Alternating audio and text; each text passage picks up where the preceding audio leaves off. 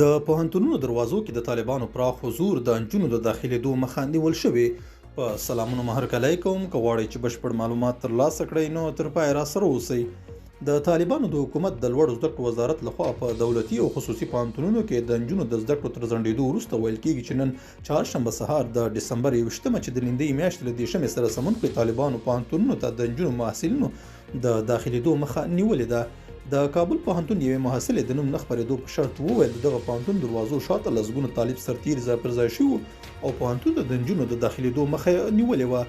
دغه محصلې زیاته کړه د پوهنتون دروازو د بندېدو په اړه سهار ناوخته خبره شوم، خو کله چې پوهنتون ته نږدې شوم ګڼ شمېر طالبان راغلي وو او پوهنتون ته د نجونو د داخلېدو مخه یې ونیوله. شمېر زیاتو له محصلینو سره یې ناسم چلند وکړ. دغه محصلې د نجونو د لوړو زده کړو د ځنډېدو په اړه د طالبانو د حکومت پر پرېکړې انتقاد وکړ او وویل چې د کلنۍ ازموینې وروستۍ 2 ازموینې هم پاتې وي.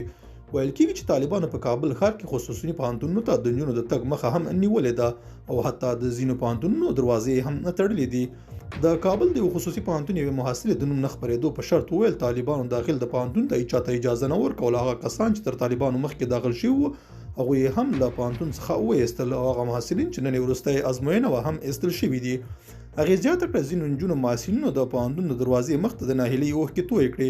یو شمېر نورې محصلینې بیا وایي چې طالبانو نن سهار په کابل ښار کې د سلام خصوصي پوهنتون د ښځو څانګه تړلې ده او د دغه پوهنتون یو شمېر استادان او محصلین له ځان سره بیولي دي.